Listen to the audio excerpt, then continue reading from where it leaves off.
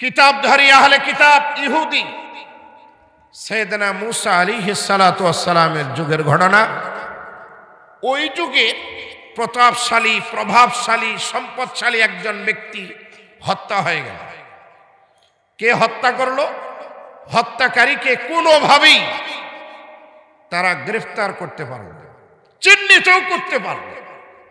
অনেক চেষ্টা করার পরেও হত্যাকারীর ক্লু যখন উদ্ঘাটন করতে ব্যর্থ হলো, তখন সকলে মিলে গেল একজন পয়গম্বরের কাছে, যিনি হলেন মুসা কালিমুল্লাহ। কারণ আমরা দুনিয়াতেও দেখি কোনো সমস্যায় যখন পড়ে, শারীরিক অসুস্থ হলে ডাক্তারের কাছে যায়, যারা ডিগ্রিধারী ডাক্তার তাদের কাছে যায়। ডাক্তার যখন ফেল হয়, সর্বশেষ একজন মানুষের কাছে যায়, তারা হলো উলামায়ে কেরাম, নায়েবে নবী। কথা বলেন ঠিক কিনা? কে হুজুর? রোগের চিকিৎসা মাদ্রাস, বেঙ্গালোর, সিঙ্গাপুর, লন্ডন পর্যন্ত ফেরত, কোনোভাবেই ভালো হচ্ছে না। সর্বশেষ আপনার দরবারে আপনি একটু আল্লাহর কোরআন দিয়ে কিছু যদি থাকে আমার এই মার জন্য বা বাবার জন্য একটু তদবির করে। কারণ ঈমানদারের সর্বশেষ আস্থা এবং ভরসা হলো আল্লাহ তাআলার জাত, আল্লাহ তাআলার নাযিল করা কিতাব। কারণ কোরআনুল কারীমে আল্লাহ তাআলা বলেছেন, ওয়ানুনাজ্জিলু মিনাল কুরআনি মা হুয়া শিফাউন ওয়া রাহমাতুল লিল মুমিনিন।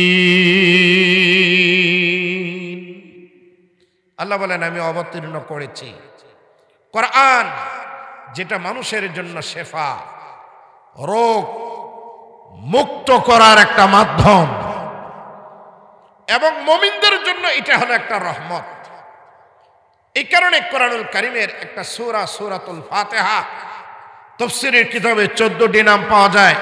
তার মধ্যে একটা নাম হলো সূরাতুশ শিফা, যেটার আলোচনা গত বছর আমি করেছিলাম। সর্বশেষ আস্থা হলো উলামায়ে কেরাম। আল্লাহ তাআলা তার হাবিবকে যতগুলো মুজিজা দান করেছেন, জীবন্ত মুজিজা একটা, তার নাম কোরআনুল কারীম। দেখা গেছে অনেক না বাঁচা মরা রোগী, সর্বশেষ যখন কোরআনী তাদবীর তার উপরে করা হয়েছে, ঝাড়ফুঁক করা হয়েছে, একবারে মৃত্যু মুখে পতিত মানুষটাও সুস্থ হয়ে দীর্ঘদিন এই দুনিয়ার কর্মজীবন কমপ্লিট করেছে। এরকম রেকর্ড আছে না নাই? অনেক ঘটনা আছে। একটা আমি গত বছর বলেছি, যাক না এই বছর আর বলবো না। তবে সর্বশেষ আস্থা হলো উলামায়ে কেরাম, আমরা তাদের কাছে যাই। বনি ইসরাঈলের লোকজন যখন দেখলো কোনোভাবেই এই হত্যার ক্লু উদ্ঘাটন হয় না, তখন তারা রওনা হলেন সাইয়েদনা মুসা কালিমুল্লাহর কাছে। মুসা, মানুষটা হত্যা হয়ে গেল, কোনোভাবেই হত্যাকারী চিহ্নিত করা যাচ্ছে না, যেহেতু সব চেষ্টায় আমরা ব্যর্থ, আপনি তো আল্লাহ তাআলার সাথে কথা বলেন, আপনার সাথে তো আল্লাহর হটলাইন, আপনি তো কালিমুল্লাহ, তো আপনি একটু আল্লাহ তাআলার সাথে কথা বলে এই মাকতুলের কাতিলকে, হত্যাকারীকে আপনি একটু আমাদেরকে চিহ্নিত করে দেন। কোরআনুল কারীম সূরাতুল বাকারায় একবারে প্রথম দিকে এই সূরার 72 নম্বর আয়াত আল্লাহ তাআলা বলেন, ওয়া ইয কাতালতুম নাফসান ফাদ্দারাতুম ফিহা ওয়াল্লাহু মুখরিজুম মা কুনতুম তাকতুমুন। আল্লাহ তাআলা বলেন, হে রাসূল, স্মরণ করুন ওই সময়কে যখন তোমরা একজন মানুষকে হত্যা করলে, করার পরের হত্যাকারীকে, ফাদ্দারাতুম ইয়ানি ইখতালাফতুম ফিহা, এর হত্যাকারীকে এই নিয়ে তোমরা পরস্পর মতবিরোধে লিপ্ত হলে, আল্লাহু মুখরিজুম মা কুনতুম তাকতুমুন, কিন্তু আল্লাহ তাআলা উদ্ঘাটন করবেন আসলে এটার হত্যাকারী কে। মুসা কালিমুল্লাহর কাছে গিয়ে বললেন, মুসা, আপনি তো আল্লাহর সাথে হার্ট কানেকশন, কথা বলেন, তো আপনি একটু আল্লাহর কাছে বলেন তো এই হত্যাকারীটা কে, আপনি একটু আল্লাহ তাআলার কাছে শরণাপন্ন হন। মূসা কালিমুল্লাহ তিনি আল্লাহ তাআলার সাথে কথা বললেন। আল্লাহ তাআলা মূসাকে জানিয়ে দিলেন, ও মূসা, হত্যাকারী যদি উদ্ঘাটন করতে চায় তাহলে ওদেরকে বলো একটা গরু ক্রয় করবে, এটাকে জবাই করবে, গরুটা ছিলে ওখান থেকে একটা রান বাহির করে যে মানুষটা হত্যা হয়েছে মরা মানুষের গায়ে বাড়ি মারবে, সে জাগ্রত হবে, জীবিত হবে এবং সে নিজেই বলে দিবে তার হত্যাকারীকে। জোরে বলুন না আল্লাহু আকবার। এটা কত সুন্দর একটা সিস্টেম ছিল। এটা যদি আজ চালু হতো, হত্যাকারী যদি নিজেই বলে দিত কে অস্ত্র চালিয়েছে, তাহলে প্রশাসনের পুলিশদেরকে হত্যাকারীকে ধরতে আর তেমন কোনো বেগ পাওয়া লাগতো।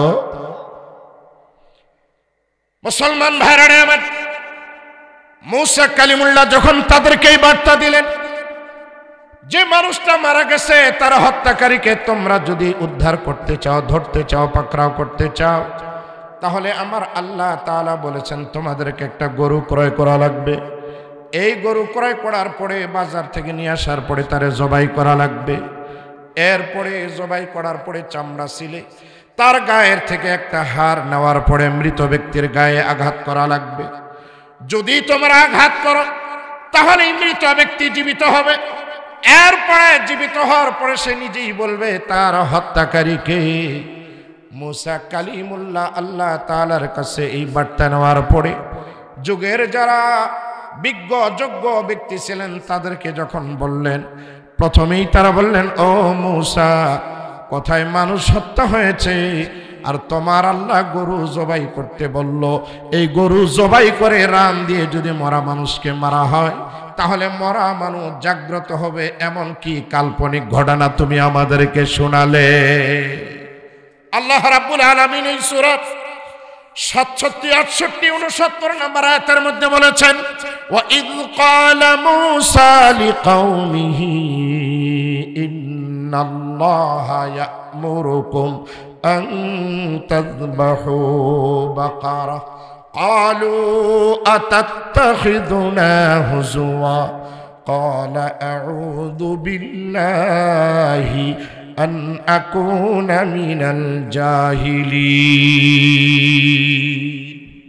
আল্লাহ তাআলা বলেন, স্মরণ করো ওই সময়কে যখন মূসা কালিমুল্লাহ তার সম্প্রদায়কে বললেন, নিশ্চয়ই আল্লাহ তাআলা তোমাদেরকে নির্দেশ করেন তোমরা একটা গাভী জবাই করবে, করলেই হত্যাকারীকে এটাকে উদ্ধার করা যাবে।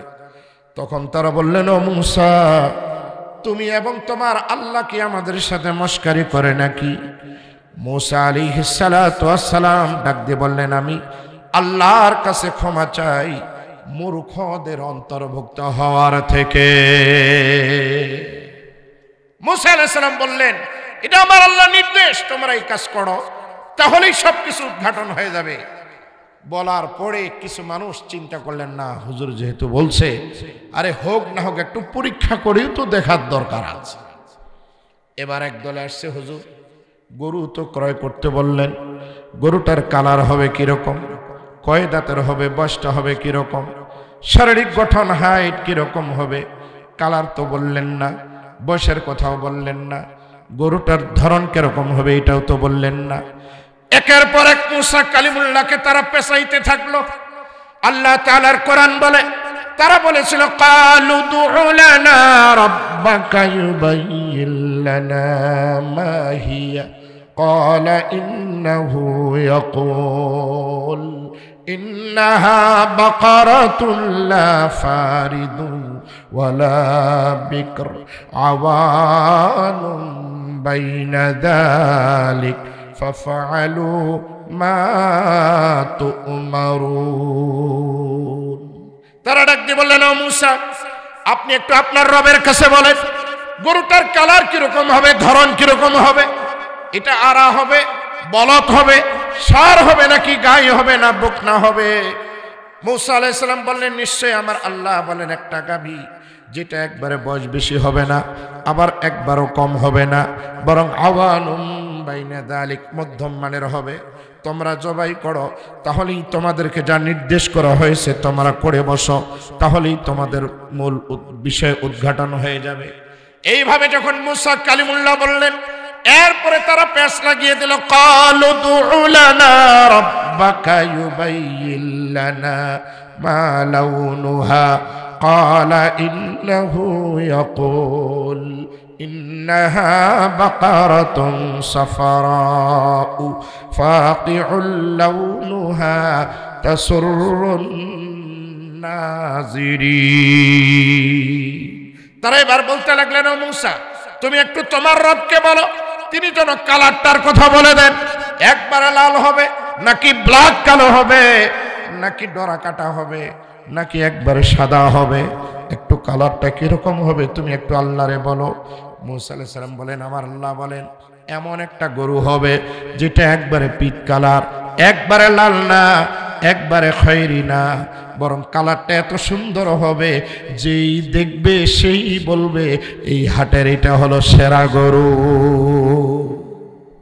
যত পেঁচাইছে তত পেঁচার মধ্যে পড়ে গেছে, কারণ বাজার থেকে গরু কিন্তু জবাই করতো, বাস কাজ হাসিল হয়ে যেত। যত পেঁচ তত গিট্টি লাগছে, এমনি তো কাদার মধ্যে পড়ছে, পড়ার পরে যত বেশি নড়াচড়া করবে তত ডাববে না, উপরে উঠবে। কাদার মধ্যে পড়ে আপনাদের কষ্ট হচ্ছে না? যুবক ভাইরা কষ্ট হচ্ছে? আলমগীর সাহেব বলছেন হুজুর ঘটনা দিয়ে ওয়াজ করবেন, তো আমি তো কোরআনের ঘটনা বলতেছি না, আমার বানানো বলছি। হ্যাঁ, সভাপতি সাহেব আছে, উনি যদি বলে হুজুর বানানো, এখনই আমরা কোরআন বন্ধ করে সবাই চলে যাব। শুনেন ঘটনাটা, শুনেন। তাফসীর পাঠ পাঠ আমরা আলোচনা, ধারাবাহিক আলোচনা হবে। এটা সূরাতুল বাকারা, সবে মাত্র শুরু করছে নাম দিয়া, এর ফজিলত আছে, এর আহকাম আছে। এই সূরার কি তাৎপর্য, এটা নিয়ে যদি আমি আলোচনা করতে যাই তাহলে এক রাত না। এই সূরার তাফসীর পড়ছেন আমিরুল মুমিনিন সাইয়েদনা ওমর বিন খাত্তাব রাদিয়াল্লাহু তাআলা আনহু, তার সময় লাগছে 12 বছর। বলেন আল্লাহু আকবার। এক রাতে সূরা বাকারার তাফসীর মৌলবীর কাছে শোনার নিয়তে আসছেন উজু ছাড়া, তাই না? ওমর বিন খাত্তাব রাদিয়াল্লাহু তাআলা আনহু এই সূরা বাকারার তাফসীর পড়তে তার লাগছে 1 যোগ 12 বছর। তাহলে ওমর হলেন আরবি ভাষী, আরবের মানুষ, আমিরুল মুমিনিন, তার এই সূরা তাফসীর পড়তে যদি 12 বছর লাগে, আর আপনারা ডাক্তার সাহেবের ধারাবাহিক তাফসীর মাহফিলে এসে যদি কোন রেদওয়ান হুজুর তাফসীর আগাতে পারে না, আমার দ্বারা সম্ভব না, অন্য কাউকে নিয়ে আসবেন। কি কথা ঠিক না বেঠিক? যে খালি পড়বে আর তরজমা করে চলে। মুহতারাম হাজিরিন, এখনো তাদের পেশ শেষ হয় নাই। এরপরে ডাক দিয়ে বলল, মুসা, বাজারে গেছি, যে কালারের কথা তুমি বলছো, পুরা হাটের মধ্যে এরকম কালারওয়ালা গরু অনেকগুলো উঠেছে, কোনটা আমরা ক্রয় করব? আমরা তো পরস্পর দ্বিমতের মধ্যে পড়ে গেলাম। আমাদের চৌধুরী ভাই বলে এটা কেন, মোল্লা বলে এটা কেন, খন্দকার বলে এটা কেন, প্রামাণিক বলে এটা কেন, কাজী বলে এটা কেন, কোনটা আমরা কিনবো আপনি একটু নির্ণয় করে দেন, আল্লাহর কাছে বলে দেন। ক্বালু দুউ লানা রাব্বাকা ইউবাইয়িন লানা মা হি ইন্নাল বাকারাতা শাবাহা আলাইনা ওয়া ইন্না ইনশাআল্লাহু লামুহতাদুন। তারা বলল, মুসা, তোমার রবকে গিয়ে একটু বলো, যে কালার তুমি বলেছ, এই কালারের গরু তো বাজারের ভিতরে অনেকগুলো উঠছে, আমাদের কাছে সন্দিহান, আমরা কোনটা ক্রয় করব? তুমি একটু আল্লাহর কাছে বলো। আল্লাহ তাআলা মুসা কালিমুল্লাহকে জানিয়ে দিলেন, ও মুসা, তুমি একটু বলে দাও। ক্বালা ইন্নাহু ইয়াকুলু ইন্নাহা বাকারা লা দালুলুন তুসিরুল আরদা ওয়ালা তাসকিল হারসা মুসাল্লামাতুন লা শিআতা ফিহা قالوا الآن جئت بالحق فذبحوها وما كادوا يفعلون। মুসা আলাইহিস সালাম বললেন, বনি ইসরাইলেরা শোনো, যে ব্যক্তি হত্যা হয়ে গেল, যদি তোমরা তার হত্যাকারীকে ধরতে চাও, তাহলে আমার আল্লাহ বার্তা দিয়েছেন এমন একটা গরু, যেই গরু দিয়ে হাল বোয়া হয় নাই, যেই গরু দিয়ে পানি সেচা হয় নাই, একবার পুরা দেহের উপরে কোনো আঘাত নাই, কোনো দাগ নাই, কোনো কাটা নাই, কোনো ফাটা নাই, এমন একটা নিখুঁত গরু তোমাদেরকে ক্রয় করতে হবে। এবার বনি ইসরায়েলের লোকজন বললেন, মূসা সবে মাত্র কথার মতো একটা কথা হয়েছে, বাজারে যায়, মগর এই মানের গরু আর পায় না। লম্বা ঘটনা আর একটু বলবো। মহতারাম হাজিরিন, বাবার একমাত্র সন্তান, সম্পদ হিসাবে মাত্র একটা গরু রেখে যাচ্ছে। ইস্তাবার ওস্তাবার তেমন কোনো গাড়ি বাড়ি টাকা পয়সা ধন দৌলত আর তার নাই। বাবা যখন মারা যাবে চিন্তা করে একটা মাত্র গরু, ছেলেও মাত্র আমার একটা, আমার মৃত্যুর পরে ছেলে যদি বারে বারে দরবার মানুষের কাছে যদি হাত পাতে তাহলে এটা কেমন দেখায়। এই জন্য আল্লাহর বান্দা করলেন কি, গরুটারে জঙ্গলের মধ্যে ছেড়ে দিয়ে গেলেন। বাচ্চাটা আস্তে আস্তে বড় হলো, ফেরেশতা মানুষের আকৃতিতে এসে ডাক দি বলে, হে অমুক, তোমার বাবা একটা গরু রেখে গেছে, তোমার সহায় সম্বল হিসাবে তুমি গরুটা জঙ্গলে আছে, যাও মেহেরবানি করে নিয়ে আসো। আল্লাহর বান্দা জঙ্গল থেকে গরু নিয়ে আসলেন। এবার লোকজন বলল, একটা গরু হালো চলবে না, পানিও টানতে পারবে না, গরুটাও তো বলদ, এই গরু দিয়ে তোমার বাচ্চাও হবে না, যাও তুমি হাটে তুলে বিক্রি করো। গরুটা বাজারে তুলছে, ঠিক কোরআনের বর্ণনা মোতাবেক ওই গরুটা মিলে গেছে। জিবরিল আমিন মানুষের আকৃতিতে এসে বলে, ও আল্লাহর বান্দা, হাট থেকে তুমি গরুটা সরাও, কারণ এই গরু এখনো বিক্রি হওয়ার সময় হয় নাই, কারণ এটার দাম অনেক বেশি হবে। আল্লাহর বান্দা এতিম বাচ্চাটা ডাক দি বলে, আপনি কে? আপনাকে তো চিনলাম না, বলেন তো এই গরুর দাম কত হবে? জিবরিল আমিন ডাক দি বলে, আল্লাহর বান্দা এতিম, তোমারে বলে দেই এই গরুর দাম কত হবে। এই গরু এক পাল্লায় উঠবে, আর এক পাল্লায় স্বর্ণের দিনার মুদ্রা ভরা থাকবে। গরুর ওজন বরাবর স্বর্ণ দিয়ে আল্লাহ তাআলা তোমার এই গরুটাকে বিক্রি করবে। জোরে জোরে বলুন সুবহানাল্লাহ। বাজার থেকে সরাই দিল। বারবার বনি ইসরাইলরা বাজারে যায়, গরু মিলে না। যেদিন গরু হাটে উঠছে সেদিন গরু দেখে পছন্দ হয়েছে মুসা কালিমুল্লাহর বর্ণনা অনুপাতে। এবার গরু যখন মিলে গেল, দাম যখন হাঁকাতে যায় আকাশচুম্বী দাম, যেই দামে কেউ ক্রয় করতে পারবে না। সব বনি ইসরাইলরা চিন্তা করে, যেহেতু হত্যাকারী উদ্ঘাটন আমাদের করতেই হবে, কাজেই দাম যতই হোক স্বাদের জিনিসের, শখের জিনিসের দাম কিন্তু কম হয় না, এটা কিন্তু অনেক বেশি হয়। বিশেষ করে যদি মেয়ে ছেলেদেরকে মার্কেটে নিয়ে যান গহনা কিনতে, কসমেটিকের দোকানে কিংবা শাড়ির দোকানে অথবা গার্মেন্টসে, যদি তাদের চোখে একবার একটা শাড়ি লেগে যায়, দাম যদি 10,000 হয়, চিনে এটা টাকাওয়ালা, এটা হলো সম্পদশালী, 10,000 দাম চাইলে হয়তো খরিদ করবে না, এই জন্য 20,000 চাইবে। স্বামী জানে এটার দাম 10,000, কিন্তু চোখে যদি একবার শাড়িটা লেগে যায় আর সেলসম্যান যদি বুঝতে পারে কোনোভাবেই এই শাড়ির দাম কিন্তু মার্কেটে কম হবে, ওটা আর কম হবে না, কারণ নজরে লাগছে। বাচ্চাদেরকে নিয়ে যাবেন, যদি একবার মোবাইল পছন্দ করে, কোনো জিনিস পছন্দ করে, শখের জিনিসের দাম কম হয় না বেশি হয়? কারণ এটা কিনে না দিলে বাচ্চায় বায়না ধরছে, বিবি বাড়িতে আসার পর রাতের বেলা আর খানা নাই, মনটা খারাপ, কি হয়েছে? কই এতদিন পরে তোমার সাথে বাজারে গেলাম, আমি যেটা চাইলাম সেইটা তুমি দিলে না, কিনেই যেহেতু দিতে পারো নাই, কাজে তোমার সাথে ঘর সংসার করে তো আমার জীবনটা অর্ধেক শেষ। অর্ধেক কি আছে না? এরকম অনেক নারী অনেক আছে, মাশাআল্লাহ, আল্লাহর ফজল। আমরা যারা ওলামা একরাম, আমাদেরগুলা বাজার ঘোরা নয়, মার্কেটে যায় না, এই মুসিবতে আমাদের পড়াও লাগে না। পড়েন তো তারা যারা চাকরির টাকা দিয়ে হয় না, বোনাসের টাকা দিয়ে হয় না, মাঝে মধ্যে টেবিলের নিচ দিয়া বান্ডিলে বান্ডিল, বস্তা বস্তা ঘুষখোর আছে না নাই? যেমনে কামায় তেমনে, বলেন যেমনে কামায়, যেভাবে কামায় সেভাবে যায়। আল্লাহর ফজল, আমাদের কামাইটাও সাক্কা, এজন্য আমাদের খরচ এরকম। আমাদের বাচ্চা কাচ্চা এদের বাড়তি কোনো আল্লাহ শখের তেমন কোনো জিনিস নাই। আমরা যতটুকু দেব আলহামদুলিল্লাহ, এটা গর্ব না ফখর না, আমারও তো বাচ্চা কাচ্চা আছে। আমার মেয়েটার বয়স যখন 8 বছর, আমি কোনো কারণে তাকে একটু বাহিরে নিয়ে আসছিলাম। একদিন এক দোকানে চকলেটের জন্য দাঁড়িয়েছি, চকলেট চিপস তাকে আমি ক্রয় করে দিয়েছি। ওর চোখে একটা চিপস লাগছিল, ওটার দাম আমিও জিজ্ঞাসা করিনি, বাচ্চাটাও আমাকে বলে। বাসায় যাওয়ার পর ওর মাকে বলছে যে আব্বুর কাছে কি টাকা আছে কিনা। তো ওর মা জিজ্ঞাসা করলো ব্যাপার। আব্বু যে দোকানে আমাকে নিয়েছিল ওখানে একটা আমি চিপস দেখছিলাম, ওটা আমি একটু নেব।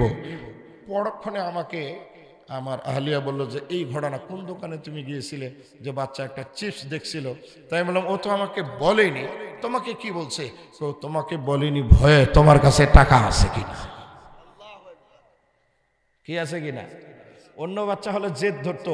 আমি বললাম যে চলো মা ওই দোকানে ওকে নিয়ে আসে, দেখি মাত্র 220 টাকা। ওই যে বোতলের যে চিপসগুলো আছে না, বেশ প্যাকেটের ভিতরে 220 টাকা। তো আমি বললাম তোমার যেহেতু শখ হয়েছে, একটা না যে কয়টা তোমার মনে চায়। ও দেখলাম একটা, দ্বিতীয়টাতে আর হাত দেয়নি। আল্লাহু আকবার বলেন। কারণ আমাদের পরিবারগুলো ওইভাবেই আমরা বলি, একটা গোস্ত প্লেটে থাকবে আলহামদুলিল্লাহ, দ্বিতীয়টা হয়তো আর চাইবে না। কারণ আমাদেরগুলা সেই ধরনের আশা আকাঙ্ক্ষাও নাই। এখনো এই যে আলম ভাই আছে, উনি যতদিন কাপড়ের দোকানে ছিলেন আমি কাপড় নিয়ে যেতাম, পছন্দ হতো। এখনো শাড়ি লুঙ্গি নিয়ে যায়, যেটা পছন্দ করবে সেটা, এরপরে বাকিগুলা রিটার্ন। এক দোকানেও তাদের আশা লাগে না, আমরা নিজেই করি। আমরা ওই ভেজালে নাই, কারণ ওই রকম পরিবারে আমরা বিবাহ করি নাই। আমরা দেখে শুনে মাথা ঢুকিয়েছি, সব পরিবারে ঢুকাইনি। কারণ মানকি সিফাতে যদি একবার পড়ে তাহলে আপনার সব নাটে উঠবে, নাটে উঠবে। কি আপনারা বিরক্ত হচ্ছেন? আছে কারো ঘরে এরকম আছে? যদি থাকে তাহলে বুঝতে পারবেন, হারে হারে টের পাবেন। আপনার উজু, আপনার নামাজ, আপনার রোজা, আপনার হজ, আপনার হালাল হারাম সব সমান করে ফেলবে। কিচ্ছু বুঝি না, আমার লাগবে। আমার কি স্বামীর হাতে টাকা থাক আর না থাক, চুরি করুক ডাকাতি করুক, দেখবেন তার বাহানা, তার আকাঙ্ক্ষা মিটাতে গিয়া অনেক পুরুষ ফেল করছে। শেষমেশ বিবি যার কাছে সুখ পায় তার হাত ধরে চলে গেছে। এরকম আছে না নাই?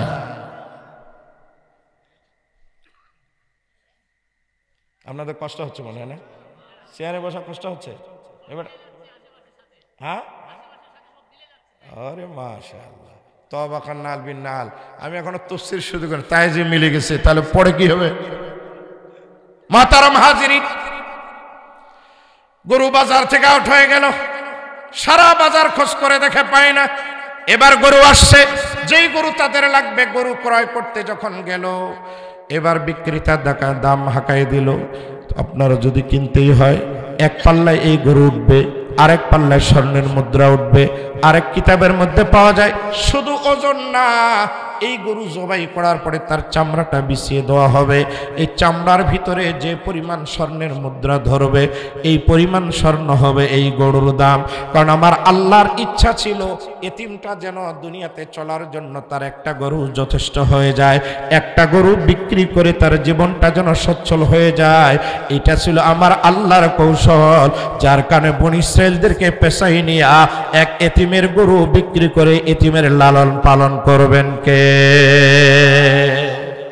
মুসলমান ভাইরা আমার, গরুটা বিক্রি হয়ে গেল যেই দাম লাগে সেই দামে।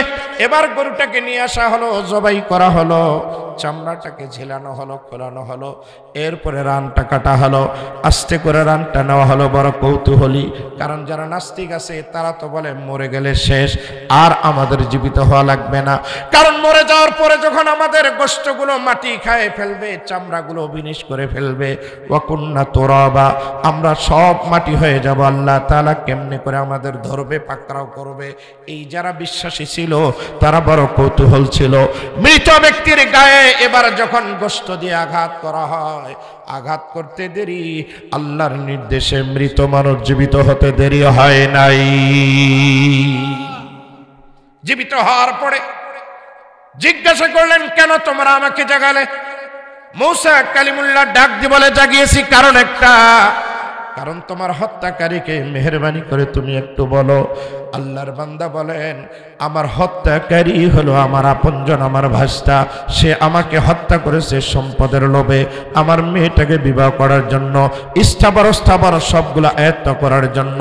এই ধরনের খুনিও আমাদের বাংলাদেশে আছে না? না, যারা সম্পদ গ্রাস করার জন্য, চেয়ারটাকে দখল করার জন্য, গদিটাকে টিকে রাখার জন্য বিরোধী দলের উপর আক্রমণ করে, নিজের স্বার্থের ব্যাঘাত ঘটলে স্বামী স্ত্রীকে হত্যা করে, স্ত্রী স্বামীকে হত্যা করে, ভাই ভাইরে হত্যা করে, ভাই তার বোনকে হত্যা করে, নেতা কর্মীদের হত্যা করে, কর্মীরা নেতাকে হত্যা করে, প্রতিবেশী প্রতিবেশীকে হত্যা করে, শিক্ষক ছাত্রদের হত্যা করে, ছাত্র শিক্ষককে হত্যা করে, এমন হত্যাকারী জালেম মনে হয় বাংলার জমিনে না। কি বলেন আছে না নাই? কি বলেন আছে না নাই? স্ত্রী পরকিয়া করে, স্বামী তার ভালো লাগে না, দীর্ঘদিন ঘর সংসার করে, কোনোভাবেই স্বামীকে মেনে নিতে পারে না।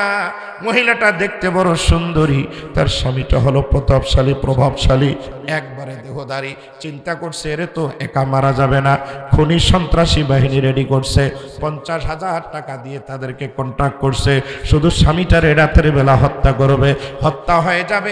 স্বামী মারা যাওয়ার শোক 4 মাস 10 দিন পালন করে কাঙ্ক্ষিত ছেলের সাথে বিবাহ হবে, এই জন্য প্ল্যান করে 50,000 টাকা দিয়ে খুনি ভাড়া করলো।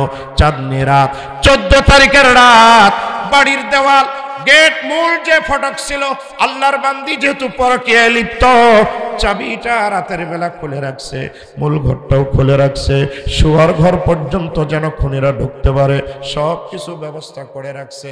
আল্লাহর কাম, কাউকে যদি মারতে চায় আর আমার আল্লাহ যদি মৃত্যু তার বরাদ্দ না করে, পৃথিবীর সব শক্তি এক জায়গায় হইল, দুনিয়া থেকে কাউকে মারতে পারবে না। কথা বলেন ঠিক কিনা? সারে দুনিয়া হো মুখালিফ, कुछ नहीं नुकसान है, गम नहीं है, डर नहीं है, जब खुदा रहमान है। মুসলমান ভাইরা আমার, এবার ঘরের ভিতরে ঢুকছে, বিবিটা ঘুমের ভান করে পাশে শুয়ে আছে। লাইট দেওয়ার পরে দেখে তার স্বামী বেচারা একবারে চিত হয়ে শুয়ে আছে। আছে তো আছে, কিন্তু ডান হাত বাম হাতের উপরে দিয়া ঠিক নাভি বরাবর এইভাবে হাতটা দিয়ে শুয়ে আছে। যেইভাবে একজন মুসল্লি নামাজে দাঁড়ায়, যেইভাবে একজন ইমানদার নামাজে দাঁড়ায়। ও বন্ধু, যারা বুকের উপরে তোমরা হাত দাও রে, তুমি কি আসলে কোরআন বুঝো না হাদিস বুঝো? কি কারণে বুকের উপরে হাত বাঁধলে আমার বুঝে আসে না। নিচে যারা হাত বাঁধে সপক্ষে কোরআনের আয়াত এবং হাদিস একাধিক, আস্তে করে হাত বাঁধে বেচারা ঘুমায়। এই দৃশ্য দেখার পরে ডাকাতের মনে এবার আল্লাহর ভয় জাগ্রত হয়েছে। আরে মানুষ খুন করার জন্য আসছি, খুন করলে 50,000 টাকা পাবো, কিন্তু যেই মানুষটা ঘুমের ঘরে নামাজের হালতে শুয়ে আছে, এই মানুষটাকে আমি কেমনে করে খুন করতে পারি? কারণ নামাজ না পড়লো নামাজের ভেষ ধরেছে। আমার আল্লাহ যদি কিয়ামতের আদালতে আমার বিচার করে, আমি কি জবাব দিব? এতটুকু বিষয় তার মাথায় এমন করে হিট করেছে। আল্লাহর বান্দা এই পুরুষটাকে আস্তে করে ডাক দিল, একটা বাড়ি মারলো, জাগ্রত হলো, ডাক দিয়ে বলে, এই বেটা, তাড়াতাড়ি করে রাত শেষ হওয়ার আগে বিবিটারে তালাক দাও, তালাক দিয়ে তুমি ঘর থেকে বাহির করে দাও। কারণ কি? আল্লাহর বান্দা বলেন, তোমরা কেন অস্ত্রে সজ্জিত যে তোমার বিবি পরকীয়ায় লিপ্ত, তোমাকে খুন করার জন্য আমাদেরকে ভাড়া করছে, আমরা তোমাকে খুন করার জন্য আসছি। আল্লাহর বান্দা হতভম্ব হয়ে গেছে, কথাবার্তা বন্ধ হয়ে গেল, নির্বাক, চোখ দিয়ে পানি ঝরছে। তাহলে তোমরা কি আমাকে হত্যা করবে? ডাকাতেরা ডাক দিয়ে বলে, না, আসলে হত্যার জন্য আসছিলাম, কিন্তু তোমার ঘুমন্ত অবস্থাটা ছিল নামাজের হালতে দেখে আমার ভিতরে একটু আটকে উঠছে। আজ তুমি আমার তলবার থেকে বেঁচে গেলা, তুমি যদি বাঁচতে চাও এই স্ত্রীটাকে ঘর থেকে বিদায় করো, কারণ স্ত্রী আমাদেরকে 50,000 টাকা দিয়েছে। এই যে টাকা, আল্লাহর বান্দা বলেন, তার আগে স্ত্রীটাকে আমি আর দেরি না করে, পরকীয়ায় যেহেতু লিপ্ত, সে যেহেতু আমার সংসারে তুষ্ট না, আরেকজনের কাছে যাবে, আমি তারে তালাক দিয়ে সরাই দিয়ে দিলাম। আমি আপনাদেরকে বুঝাতে চাই, মৃত্যু যদি না থাকে, পৃথিবীর কেউ কিন্তু কাহাকেও মারতে পারে না। আল্লাহর বান্দা বলে দিলেন, আমাকে কে হত্যা করছে তোমরা কি শুনবা? এবার যার নাম বলছে কেউ তাকে সন্দেহ করে নাই, কারণ এই ভাস্তা চাচাকে দেখভাল করে, এই ভাস্তা হলো চাচার কেয়ারটেকার, চাচাকে মহব্বত করে, সে কি কোনোদিন হত্যা করতে পারে? ও বন্ধু, আমরাও তো মনে করেছি কোনো মেয়ে কোনোদিন বাবারে হত্যা করতে পারে না। বাংলার জমিনের উপমা দেখেন, ঐশী নিজ হাতে তলবার নিয়ে নিজের বাবাকে হত্যা করেছে, এমন রেকর্ড বাংলার জমিনে ছিল না, নাই। তাহলে বোঝা গেল স্বার্থের ব্যাঘাত ঘটলে মানুষ মানুষকে খুন করে, এটাই হলো স্বাভাবিক। আল্লাহর বান্দা জাগ্রত হয়ে বলে দিলেন, এরপরে মারা গেলেন, ঘটনা উদ্ঘাটন হয়ে গেল, পুরা বনী ইসরাইলের ভিতরে জানাজানি হয়ে গেল। এটার মধ্যে অনেকগুলো মাসআলা, এই মাসআলা আজকে দেওয়া যাবে না, কারণ কমপক্ষে তাফসীর না করলে তরজমা করাই লাগবে। যদি তরজমা অনুবাদটাও না করি আজকের তাফসীর মাহফিলটা মানায় না। এই ঘটনাটা পুরা জাহানের ভিতরে সকলে জেনে গেল। আল্লাহ তাআলা এই ঘটনাটা সূরাতুল বাকারাতে রেখে দিয়েছেন। এই কারণে এই সূরাটার নাম সূরাতুল বাকারা। এটা হলো তার ওয়াজহে তাসমিয়া, কারণ এই সূরাতে শুধু এরকম একটা ঘটনা না। উলামায়ে কেরাম বলেছেন সূরাতুল বাকারা মাদানী সূরা, বেশিরভাগ আয়াতগুলো মদিনায় নাজিল হয়েছে। এই সূরার অল্প কিছু আয়াত মক্কাতে নাজিল হয়েছে, মক্কা মদিনার মাঝখানেও নাজিল হয়েছে। যেহেতু বেশি আয়াতগুলো মদিনাতে নাজিল হয়েছে, যার কারণে সূরাটা হলো মাদানী। আয়াতের সংখ্যা হলো প্রায় 286টা, 286 আয়াত সম্বলিত এই সূরাতুল বাকারা। রুকু হলো প্রায় 40টা। এই সূরাতুল বাকারার ফজিলত সম্পর্কে উলামায়ে কেরাম লিখেছেন, কেউ যদি সূরাতুল বাকারা রাতের বেলা তেলাওয়াত করে কিংবা দিনের বেলা তেলাওয়াত করে, যে প্রমাণ জাদু টনা তার উপরে করা হোক না কেন, সূরাতুল বাকারার বদৌলতে আল্লাহ পাক তার উপরে কোনো জাদুর প্রভাব খাটতে দিবেন না। সূরাতুল বাকারা এর ফাজাইলে পাওয়া যায়, কেউ যদি সূরাতুল বাকারা নিয়মিত তেলাওয়াত করে তাহলে আল্লাহ তাআলা তাকে জাদু টনা বান সব ধরনের খারাপ কাজ থেকে তাকে হেফাজত করবেন। বলেন না সুবহানাল্লাহ। আজকে মানুষ জাদু টনা করে, মানুষকে বিষ খাওয়ায়, রাতের বেলা বাড়িতে চুরি হয়, গরু চুরি হয়, সম্পদ চুরি হয়। কেউ যদি নিয়মিত সূরাতুল বাকারা পড়ে সেই ঘরে দুষ্ট জিন ঢুকবে না, কোনো জাদুকরের জাদু টোনার প্রভাব ওই ঘরের বাসিন্দাদের উপরে পড়বে না। জোরে বলেন সুবহানাল্লাহ। এই কারণে নবীজি বলেছেন তোমরা সূরাতুল বাকারা পড়ো, কারণ যারা পড়বে তাদের জন্য রহমতের কারণ, যারা পড়বে না তাদের জন্য হাসরতের কারণ, দুর্ভোগের কারণ। আব্দুল্লাহ বিন মাসউদ রাদিয়াল্লাহু তাআলা হাদিসের রাবী, তিনি বলেন এই সূরা বাকারা 286টি আয়াত আছে, 40টা রুকু আছে। এই সূরার ফজিলত সম্পর্কে পাওয়া যায় যে এই সূরার ফজিলত বয়ান করতে গিয়ে, এই সূরার বৈশিষ্ট্য বয়ান করতে গিয়ে উলামায়ে কেরাম লিখেছেন এই সূরার ভিতরে টোটাল 100 আহকাম, 1000 আমর, 1000 আমর, 1000 নেহি, 1000 আহকাম, 1000 ঘটনা এই সূরার ভিতরে লুকায়িত আছে। আল্লাহু আকবার। তাহলে কত বড় একটা সূরা, আহকাম সংক্রান্ত যে কয়েকটা বড় বড় সূরা, তার মধ্যে এটা একটা বড় সূরা। এই আয়াত, এই সূরার আয়াত হলো টোটাল 286। এই সূরার কালমা হলো 6221টা, আর এই কালমার আর এই সূরার ভিতরে হরফ হলো, অক্ষর হলো 25,500 অক্ষর আছে শুধু সূরাতে।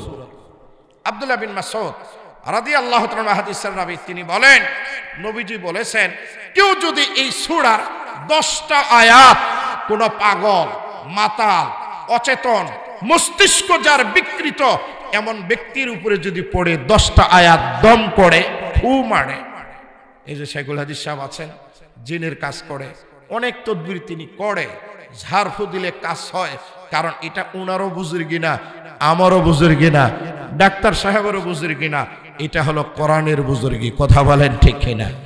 10টা এমন আয়াত আছে যে 10টা আয়াত পড়ে মস্তিষ্ক বিকৃত, মেন্টাল, যার মাথার প্রবলেম আছে, এরকম ব্যক্তিকে যদি দম করা হয়, পানিতে পড়ে এই পানিটা যদি তাকে খাওয়ানো হয়, তার মাথায় যদি ছিটানো হয়, আব্দুল্লাহ বিন মাসউদ রাদিয়াল্লাহু তাআলা বলেছেন আল্লাহর ফজলে এই 10 আয়াতের বরকতে আল্লাহ তাআলা তার মাথাকে ঠিক করে দিবেন। সুবহানাল্লাহ। এই 10টা আয়াত হলো সূরাতুল বাকারা শুরুর দিক থেকে 4টা আয়াত। কয়টা আয়াত বলেন? কয়টা আয়াত? তদবিরটা সকলে শিখেন তো, কারণ আজকে তো আর টাকা দেওয়া লাগবে না। আলম ভাইয়ের ওখানে গেলে টাকা দেওয়া লাগে, আজকে তো আর আমাকে টাকা দেওয়া লাগবে না। তদবিরটা শিখেন, কাজে লাগবে, কাজে লাগবে। কি আপনাদের কষ্ট হচ্ছে? না, আমলটা মাংনা মাংনা বলে দেওয়া ঠিক হবে, কারণ আমাদের ভাত যদি মরে যায় তাহলে তো আবার সমস্যা। ভাত মরবে, ভাত মরবে, খাওয়ায় কে? খাওয়ানোর মালিককে। জোরে বলেন রিজিক দাতাকে, হায়াত দাতাকে, সম্মান দাতাকে, ইজ্জত দাতাকে। সব কন্ট্রোল করেন তিনি। ইন্না নাফসাল লান তামুত হাত্তা তাস্তাকমিলা রিজকাহা। জমিন থেকে কেউ মারা যাবে না যতক্ষণ না তার বরাদ্দকৃত রিজিক শেষ হয়। জোরে বলেন আল্লাহু আকবার।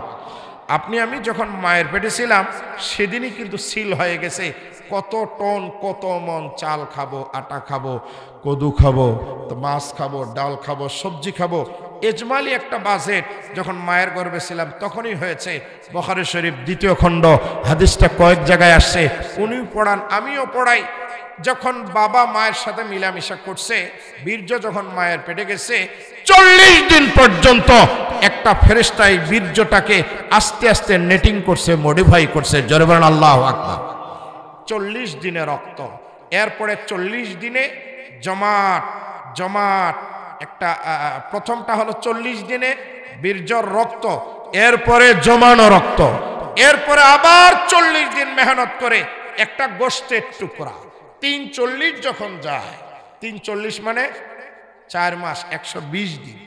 3 চিল্লা যেদিন পূর্ণ হয়, তবলিগ ভাইজারের চিল্লা যে বাহির করছে এগুলোরও প্রমাণ আছে হাদিসে। প্রত্যেক 40 দিনের একটা গুরুত্ব আছে। 40 দিনে পরিবর্তন হয়। প্রথম 40-এ নুতফা, পরের 40-এ আলাকা, পরের 40-এ মুজগা। 40 দিন বীর্য, এরপরে 40 দিনে ব্লাড রক্ত, পরের 40 দিনে গোশতের টুকরা। এই 4 মাসে ছোটখাটো একটা বাচ্চার টেক্সচার, একটা বডি হয়ে যায়। তার হাত, কান, নাক, মুখ, এটা না হলেও মোটামুটি একটা ব্রণ তৈরি হয়ে যায়। এই জন্য ছেলে নিবেন না মেয়ে নিবেন, বাচ্চা পেটে আসার পরে 4 মাসের মধ্যে মধ্যে 1 চিল্লার মধ্যে মধ্যে আল্লাহর কাছে দোয়া করেন। কারণ 1 চিল্লা 3 চিল্লা পূর্ণ হওয়ার পর 4 মাস যাওয়ার পর ইয়াতিহি মালাক, নতুন করে আর একটা ফেরেশতা আসে, আল্লাহকে জিজ্ঞাসা করে যাকারুন আম উনসা, আল্লাহ এটা ছেলে হবে না মেয়ে হবে? জোরে বলেন আল্লাহু আকবার। আল্লাহ যদি বলে ছেলে তাহলে ছেলে, মেয়ে হলে মেয়ে। তার মানে ছেলে নিবেন না মেয়ে নিবেন 4 মাসের মধ্যে মধ্যে, 4 মাসের পরে আর এটাকে কমানো বাড়ানোর সুযোগ আপনার আমার। এরপরে জিজ্ঞাসা করবে আল্লাহ তাআলা এটা ভালো হবে না খারাপ হবে? আল্লাহ তাআলা যা বলবেন তাই হবে। 3 নম্বরে জিজ্ঞাসা করবে আল্লাহ তাআলা এটার হায়াত হবে কতটুকু? আল্লাহ তাআলা যা বলবেন সিল করা হবে। এর নম্বরে 4 নম্বরে জিজ্ঞাসা করবে আল্লাহ তাআলা দুনিয়াতে যাওয়ার পরে কতটুকু খাবে? আল্লাহ তাআলা যা বলেন সেই পরিমাণে তার সিল হয়ে যাবে। বন্ধু বোঝা গেল মায়ের পেটে যখন ছিলাম সেদিকে রিজিক সিল হয়ে গেছে। সুতরাং এই পৃথিবীতে একটা দানা থাকার পরও, একটা আপেল যদি বরাদ্দ থাকে আমাকে কেউ মৃত্যু দিতে পারবে না। আপনার আমার রিজিকের বিশ্বাস এমন থাকা লাগবে। অস্ট্রেলিয়ার বাগানে আপেল ধরে, যখন ফুলটা হয় মাছি পড়ছে এটারে নষ্ট করবে, আল্লাহ তাআলা নষ্ট করতে দেয় না। এরপরে আপেলটা যখন বড় হয়েছে অস্ট্রেলিয়ার বাজারে বিক্রি হয়েছে, আল্লাহর বরাদ্দ হলো বাংলায় পাঠাবে, অস্ট্রেলিয়ার মাটিতে এটা বিক্রি হয় না, এটা আস্তে করে দেশে পাঠানো হয়।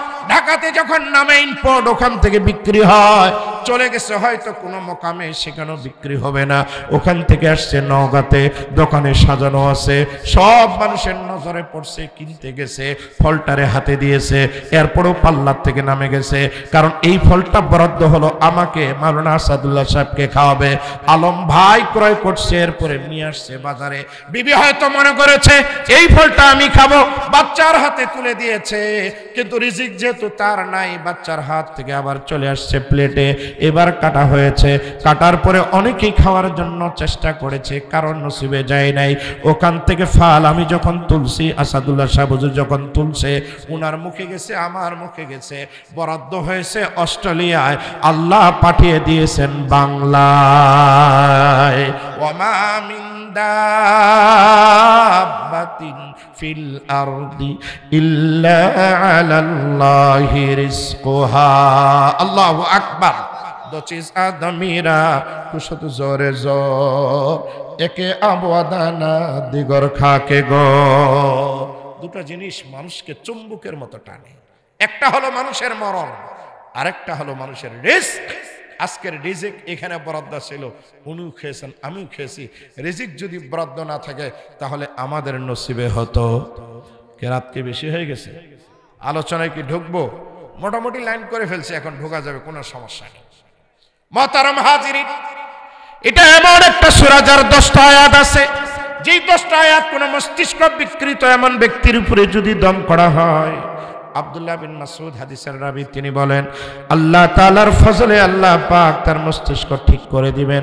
তার 4টা আয়াত হলো সূরাতুল বাকারার একবারে প্রথম দিকের 4টা আয়াত, এরপরে আয়াতুল কুরসি এই একটা আয়াত, আয়াতুল কুরসির পরে আছে আরো 2টা আয়াত, এই মোট হলো এই জায়গায় 3টা আয়াত, শুরুর 4টা আয়াতুল কুরসি এবং তারপরে 2টা, এই মোট হলো 7টা।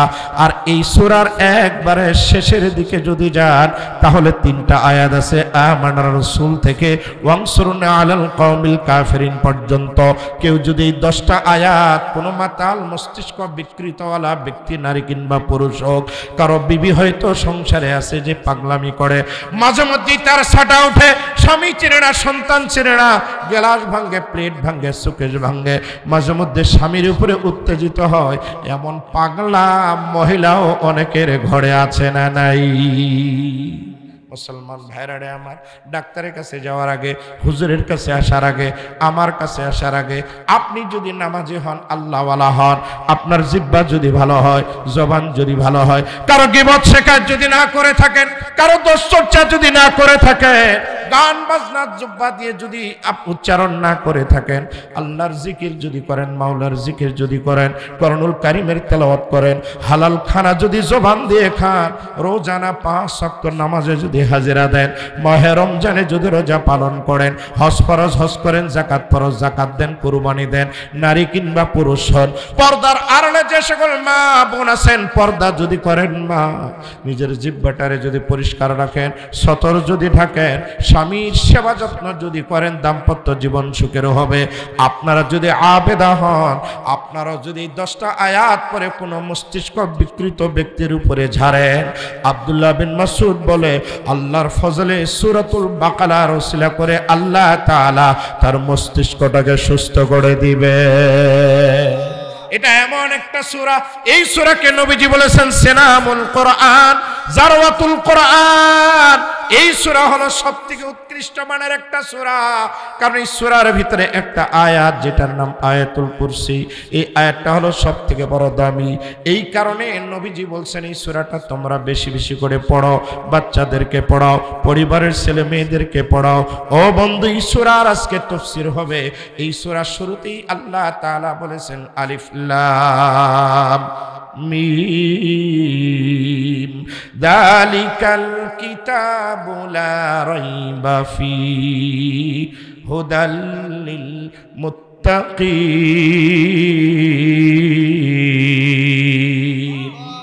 আলিফ লাম মিম, 3টা বর্ণ আছে, 3টা হরফ আছে, জবর নাই, জের নাই, পেশ নাই, শুধু মিমের উপরে একটা তাজদীদ আছে। ইলমে তাজবীদের কায়দা অনুসারে 3টাকে সাকিন করে পড়া হবে। আলিফ লাম মিম, 3টাকে সাকিন করে পড়া হবে। ওলামা একরাম বলেছেন এই হরফগুলোকে বলে হরুফে মুকাত্তাআত। এটা শুধু বাকারার শুরুতে না, আল্লাহ পাক অনেকগুলো সূরার শুরুতে রেখেছেন। কোথাও আলিফ লাম মিম রা, কোথাও তাসিন তাহা, কোথাও আইন সিন কফ, কোথাও রাখছেন ইয়াসিন। এইভাবে প্রায় সূরার শুরুতে কতগুলো অক্ষর দেওয়া আছে। ওলামা একরাম বলেন এগুলো হলো হরুফে মুকাত্তাআত, বিচ্ছিন্ন কতগুলো হরফ। এগুলার অর্থ কেবল মাত্র আমার আল্লাহই ভালো জানে। আল্লাহু আ'লামু বিমুরাদিহি, এগুলার অর্থ আমার আল্লাহই ভালো জানেন। আল্লাহু আ'লামু বিমুরাদিহি বিযালিক, অথবা এই বর্ণগুলো দিয়ে আল্লাহ কি বুঝাতে চেয়েছেন এটা তিনি ছাড়া আর কেউ, বলেন কেউ, এ ভাই কেউ? হরুফে মুকাত্তাআত এটা হলো রুমুজ। আবার কেউ কেউ বলেছেন এগুলো হলো আল্লাহ পাকের নাম, কেউ কেউ বলেছেন এটা হলো সূরার নাম। এটার অর্থ আল্লাহই ভালো জানে। অনেক মুফাসসিরিন کرام এগুলার অনেক অর্থ বাহির করতে চেয়েছেন, তবে এগুলাকে আমরা একবারে ফেলেও দিব না, আবার পুরোপুরি যে বিশ্বাস করব এমনটাও না। যদি কোরআন হাদিস সমর্থন করে, সাহাবীদের কওলের সাথে মিলে, মুফাসসিরিনের কওলের সাথে মিলে, তাহলে আমরা সেটাকে গ্রহণ করব, তাছাড়া না। তবে বিশুদ্ধ মত হলো হরুফে মুকাত্তাআত, বিচ্ছিন্ন কাটা কাটা বর্ণ, এগুলার অর্থ আমার আল্লাহই ভালো জানে। কে ভালো জানে? আমরা কেউ জানি না। এখন যারা বাঁকা আছে তারা বলবে কেন আল্লাহ আমাদের এটা জানালেন না, না জানিয়ার মধ্যে মনে হয় কি বা আছে। আল্লাহ বলছেন আমার এই কোরআনে দুই ধরনের আয়াত আছে, আয়াতুম মুতাশাবিহাত, আয়াতুম মুহকামাত ওয়া উখারু মুতাশাবিহাত। আল্লাহ বলেন আমার কোরআনে দুই ধরনের আয়াত আছে, যে আয়াত কিছু এমন আছে যেগুলোর অর্থ ব্যাখ্যা বিশ্লেষণ একবারে মুহকাম পরিষ্কার, আবার কতগুলো আয়াত এমন আছে যেগুলোর অর্থ ব্যাখ্যা পরিষ্কার না। কিছু মানুষ জানে আল্লাহ যাদেরকে চেয়েছেন, আর পরিপূর্ণটা জানেন একজন, তিনি কে? আপনারা বলবেন আল্লাহ এগুলা কোরআনে রাখলো কে? এটা যে নবীর উপরে নাজেল করা হয়েছে ওই নবীকে মনে করেন এটা একটা চিঠি দেওয়া হয়েছে। প্রেমিক তার প্রেমিকার কাছে চিঠি লেখে, মাঝে মধ্যে লেখার ভিতরে দেখবেন এমন কিছু ডর ডর টান টান দেয়, কিছু শব্দ দেয়। এই চিঠিটা ভুলে যদি বাবার হাতে যায় কিংবা মেয়ের মায়ের হাতে যায়, ভাইয়ের হাতে যায়, আশপাশ বুঝলো কিছু রাস্তার এমন লাইন আছে যেগুলা বুঝবে শুধুমাত্র যার কাছে যাচ্ছে প্রাপক প্রেমিকা, ও ছাড়া আর কেউ বুঝবে না। আল্লাহ হয়তো এমন কিছু শব্দ রেখে দিয়েছেন, পুরা কোরআনটা সবাইকে বোঝানোর দরকার থাকলেও কিছু কিছু আয়াত কিছু কিছু শব্দ আছে যেটা সবাইকে জানানোর উদ্দেশ্য না। আল্লাহ জানিয়েছেন কেবলমাত্র তার মাশুক, তার মাহবুব, আমাদের প্যারা নবী, বিশ্ব নবী মুহাম্মদুর রাসূলুল্লাহ সাল্লাল্লাহু আলাইহি ওয়াসাল্লাম। এই কারণে আল্লাহ তাআলা এগুলোর অর্থ আমাদেরকে করার কথা বলেননি, সামনে আসবে। এগুলোর অর্থের পিছনে আমাদের দৌড়ানো কোনো দরকার নেই, কারণ পুরা কোরআনে যত আয়াতের অনুবাদ তর্জমা ব্যাখ্যা আছে এগুলোই আমরা পড়তে পারি না। তো যেটার অর্থ নাই এটার পিছনে সময় নষ্ট করে খামাখা জীবন বরবাদ করার দরকার আছে? প্রশ্ন হলো তাহলে আল্লাহ দিলেন কেন? এই জন্য দিলেন, দিয়ে বলেন বান্দারে সব ক্ষমতা তোমাদের হাতে নাই, কিছু ক্ষমতা বেশিরভাগটা আমার হাতে আছে।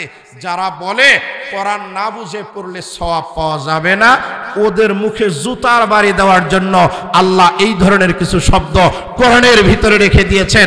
তোমরা যে বলো কোরআন না বুঝে পড়লে সওয়াব হবে না, তাহলে আলিফ লাম মিমের অর্থ কি বেটা বাহির কর? পারবে? মরে যাবে, অর্থ বাহির করতে পারবে না। তার মানে বোঝা গেল কি পরে বুঝতে হবে, এরপরে কোরআন করা লাগবে।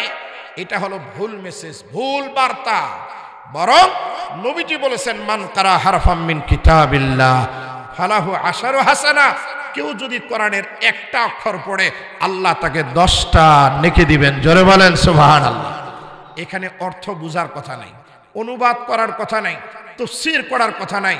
আরে ভাই, কোরআন যদি না বুঝে পড়লে সওয়াব না পাওয়া যায়, আমরা যারা নামাজের মধ্যে কোরআন পড়ি অর্থ অনুবাদ ব্যাখ্যা করে নামাজ পড়ি নাকি? আল্লাহু আকবার, আলহামদুলিল্লাহি রাব্বিল আলামিন আর রহমানির রহিম। বাপ রে বাপ, এক নিঃশ্বাসে ফাতিহা শেষ, ইখলাস শেষ, আল্লাহু আকবার। আছে না? 2 মিনিটে 4 রাকাত নামাজ শেষ, এরকম পাক্কা নামাজে আছে না? নেই?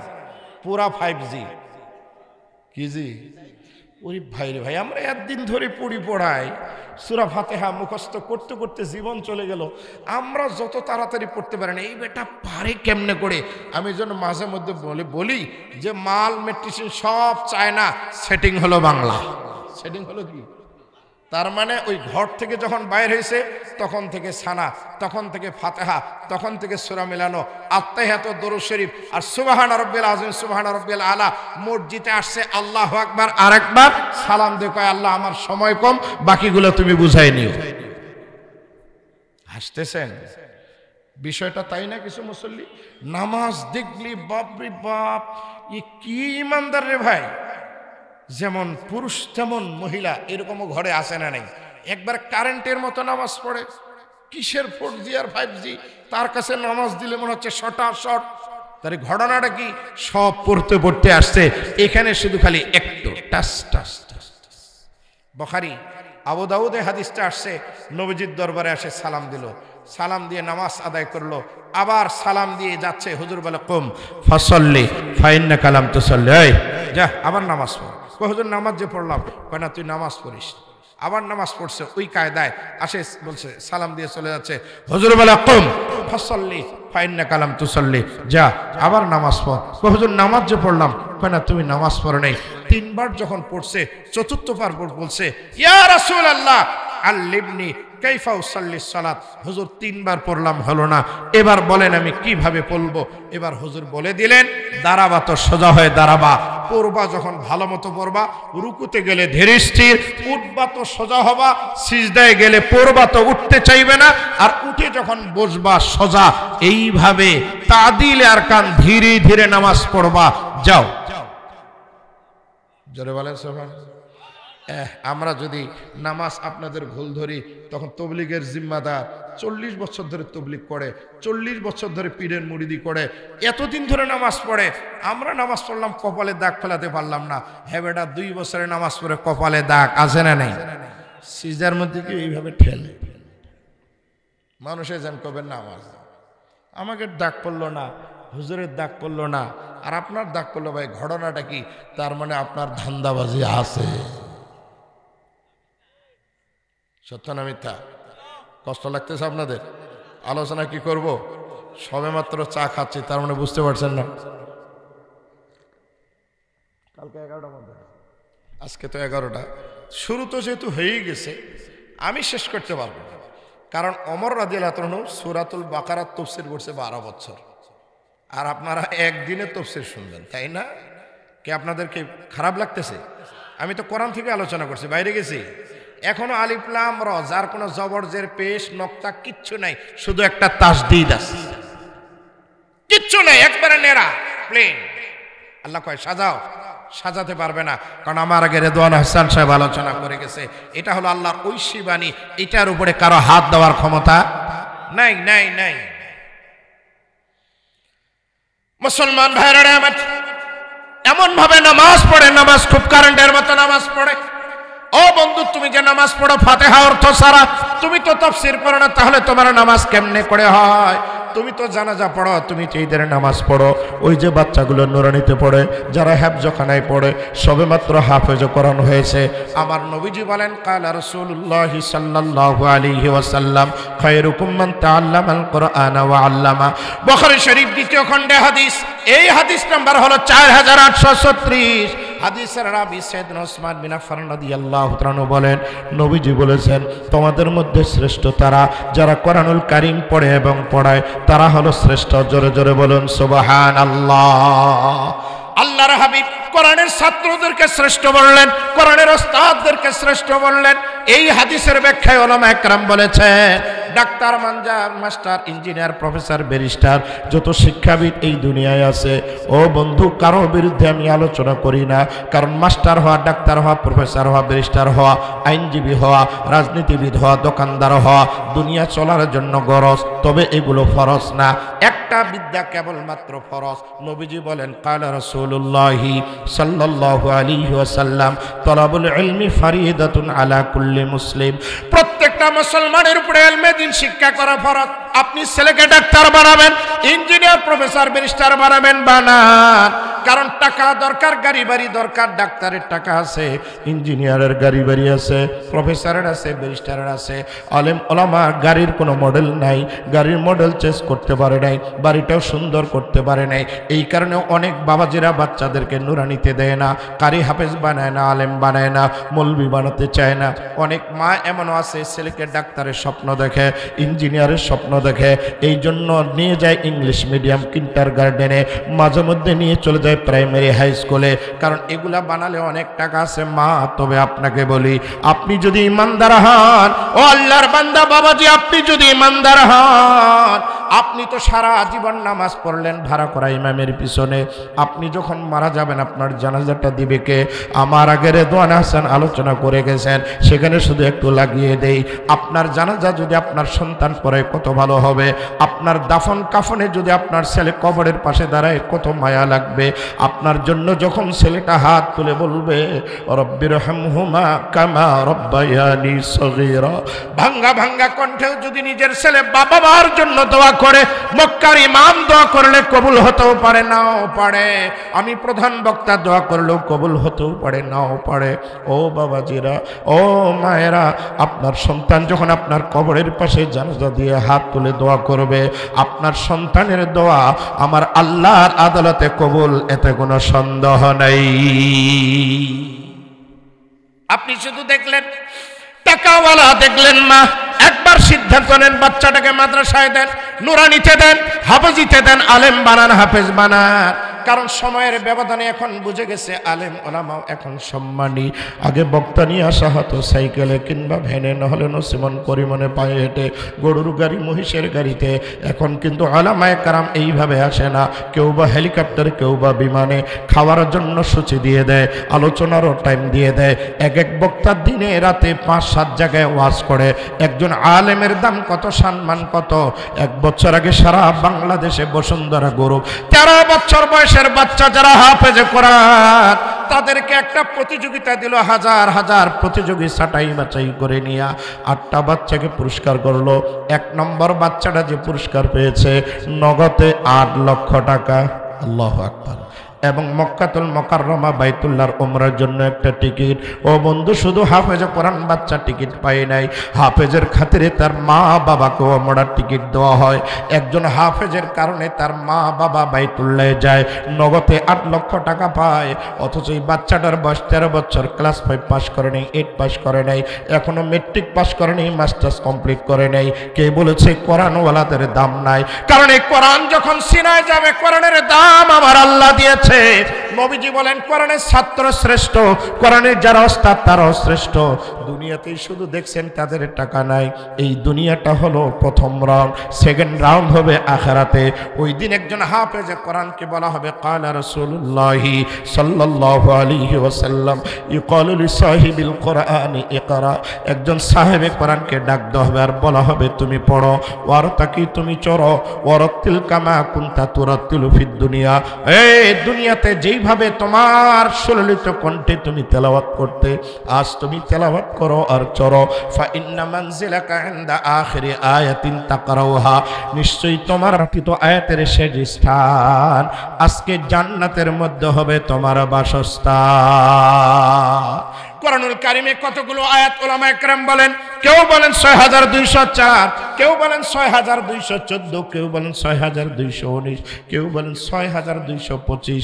তবে আমাদের কাছে পরিচিত হলো, প্রসিদ্ধ হলো 6666টি আয়াত আছে। উপরের আয়াতগুলো যদি আমি বাদ দেই, কমপক্ষে 6000 আয়াত একজন হাফেজে কোরআন, হামিলে কোরআন কারি সাহেব পড়বে আর চড়বে।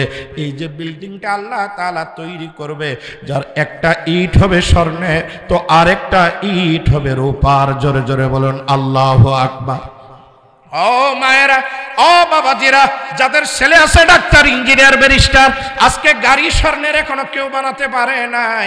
বাড়ি প্লট ফ্ল্যাট করছে কিন্তু স্বর্ণের ইট দিয়ে গাঁথতে পারে নাই। একজন হাফেজে কোরআনের বাড়ি হবে স্বর্ণের ইট দিয়ে গাঁথা। ইটের মাঝখানে যেই মশলাগুলো থাকবে মেশকো আম্বরের মতো ঘ্রাণ হবে। টাওয়ারের মালিকে বসে যাবে হাফেজে কোরআন, হামেলে কোরআন মা। এখনো সময় আছে, বাচ্চাটাকে নুরানিতে দাও, মাদ্রাসায় দাও, দিয়ে ডাক্তার বানাও, ইঞ্জিনিয়ার বানাও, প্রফেসর বানাও। মা, তোমার বয়স যখন হয়ে যাবে, তোমার জীবনে আর কান্না করা লাগবে না। বাচ্চা যখন ছোট ছিল তখন অভিযোগ ছিল বাচ্চা খায় না। এখন যখন বাচ্চা বড় হয়েছে, মা যখন বৃদ্ধা হয়েছে, এখন মায়ের অভিযোগ হলো বাচ্চাটা আমারে খানা দেয় না। শুরুতে বলছে খায় না, আর এখন বলছে। মুসলমান ভাইরা আমার বুঝার জন্য বলি, সারা বাংলাদেশে যতগুলো বৃদ্ধাশ্রম আছে প্রত্যেকটা থেকে আপনারা তল্লাশি করেন। এখানে ব্যবসায়িকের মা বাবা হয়তো আছে, চাকরিজীবীর মা বাবা হয়তো আছে, ডাক্তার, ইঞ্জিনিয়ার, প্রফেসরের মা বাবা আছে, প্রবাসীদেরও মা বাবা আছে। কিন্তু কোনো বৃদ্ধাশ্রমে আপনি যদি টর্চ লাগান, লাইটও লাগান, সিসি ক্যামেরা লাগান, আল্লাহর শপথ দিয়ে বলতে পারি বাংলাদেশের কোনো হক্কানি ওলামায়ে কেরামের মা বাবা বৃদ্ধাশ্রমে একটাও আপনারা বাহির করতে পারবেন না। ও পর্দার অন্তরালের মা, আপনাদেরকে অনুরোধ করি মা, বাচ্চাটা মাদ্রাসায় দিয়া হাদিস 40টা মুখস্থ করার। এই বাচ্চা খানার শুরুতে কি সুন্দর করে দোয়া পড়ে, খানার শেষে দোয়া পড়ে, টয়লেটে যাওয়ার দোয়া পড়ে, টয়লেট থেকে বাইর হলে দোয়া পড়তে পারে। বাচ্চাটা বাজারের দোয়া পড়ে, বাজার থেকে বাইর হলে কি দোয়াটাও পড়ে, ঘুমানোর আগে কি দোয়াটাও বলতে পারে, ঘুম থেকে জাগ্রত হওয়ার দোয়া বলতে পারে। বাচ্চাটা মসজিদে ঢুকার দোয়া বলতে পারে, বাইর হলে কি দোয়া সেটাও বলতে বলতে পারে, এই বাচ্চা নামাজের কয়টা ফরজ বলতে পারে, ওয়াজিব কয়টা বলতে পারে, 2 রাকাত নামাজে কয়টি মাসলা ছোট্ট বাচ্চাটা কণ্ঠস্থ বলে দিতে পারে। শুধু পারে না, জানাজা জমা কিভাবে পড়ায় এটাও পারে। অথচ একটা ডাক্তার, ইঞ্জিনিয়ার, মাস্টার, মুসলমানের ঘরের সন্তান, হাজিরি বেটা, গাজির বেটা, অনেক শিক্ষিতের বেটা, দুনিয়াদার আছে, ওকে যদি জিজ্ঞাসা করা হয় উজুর ফরজ কয়টা, কারণ উজু তো জীবনে করেই না, ফরজও বলতে পারবে। কি বলেন পারবে? হুজুরে জিজ্ঞাসা করে উজুর ফরজ কয়টা, কয় 18টা। কয়টা? হ্যাঁ 18টা না, 4টা বলবো। আমি 18টা বলছি, তাও হুজুর মানে না, আর এত কম 4টা বললে মানবে? হ্যাঁ মুসলমান ভাইরা আমার, ছোট্ট ছোট্ট বাচ্চা কত সুন্দর আরবি বলতে পারে, মক্তবে পড়ে এখন অর্থ জানে না, হাফজখানায় পড়ে এখন অর্থ জানে না, শুধুমাত্র কোরআনটা আস্তে করেছে, জেহেনের মধ্যে বসাই দিয়ে, কলবের মধ্যে বসাই দিয়েছে। তোমাদের মতো একজন মা ছিল, মা পেটে বাচ্চা আসলো, তার স্বামীটা কয়েক মাস পরে মারা গেল। মাটা চিন্তা করে পেটের বাচ্চাটারে ডাক্তার, ইঞ্জিনিয়ার, প্রফেসর বানাবো কেমনে করে, বাচ্চা তো এতিম হয়ে গেল, লেখাপড়ার যোগান দিবে কে? মাটা সিদ্ধান্ত নিল ডাক্তার, মাস্টার, প্রফেসর আমি তারে বানাবো না, ওকে আমি হাফেজ বানাবো, কারি বানাবো।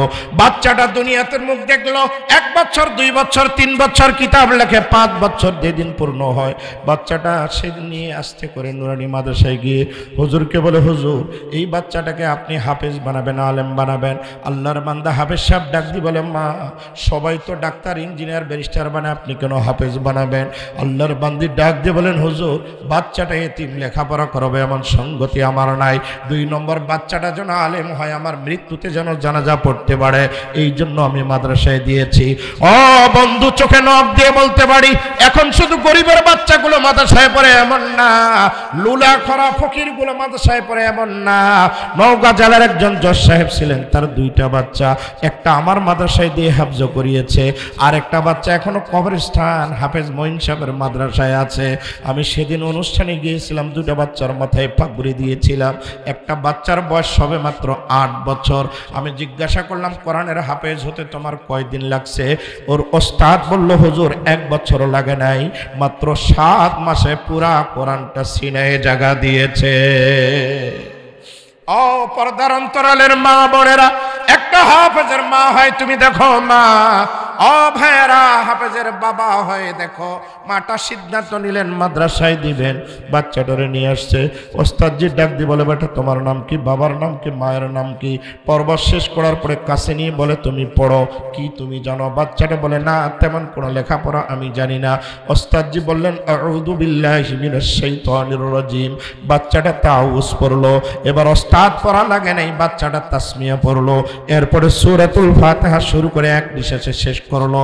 এরপরে সূরাতুল বাকারা ধরছে, বাচ্চা তেলাওয়াত করে কোনো লোকমা ছাড়া, পুরা সূরাতুল বাকারা মুহূর্তের ভিতরে ওস্তাদজিকে শুনিয়ে দিল। এরপরে সূরা আলে ইমরান শেষ করে ফেললো, এরপরে সূরা নিসা, এরপরে মায়েদা, এরপরে একের পর এক সূরাগুলো মুখস্থ শোনাতে শোনাতে 18 পারা এক বৈঠকে কোনো লোকমা নাই। ওস্তাদজি হতভম্ব হয়ে বললেন, কারণটা কি? এখনো কায়দা পড়লো, নাম পারা পড়লো না, কোরআন হাতে নিল না, 18 পারা হাফজ করলো কেমনে করে? সন্ধ্যাবেলা মারে ডাকছে, মাকে ডাক দিয়ে বলে, ও মা তোমার বাচ্চা তো 18 পারার হাফেজ, তুমি কি আমার কাছে দিয়েছো আমার ইন্টারভিউ নেওয়ার জন্য, পরীক্ষা নেওয়ার জন্য? মাথা ডাক দিয়ে বলে, ওস্তাদজি খোদার কসম করে বলছে, এখনো কোনো নুরানিতে দেইনি, হাফেজিতে দেই নাই, সবেমাত্র আপনার কাছে দিয়েছি। ওস্তাদজি ডাক দিয়ে বলে, মা তোমার বাচ্চা তো 18 পারার হাফেজ। মা বলে, না কেমনে করে আমার বাচ্চা হাফেজ হলো আমার বুঝে আসে না। ওস্তাদজি বলে, বেটা তুমি পড়ো, মারে শুনিয়ে দাও। আবার বাচ্চাটা লোকমাবিহীন একের পর এক সূরা শোনানো শুরু করলো।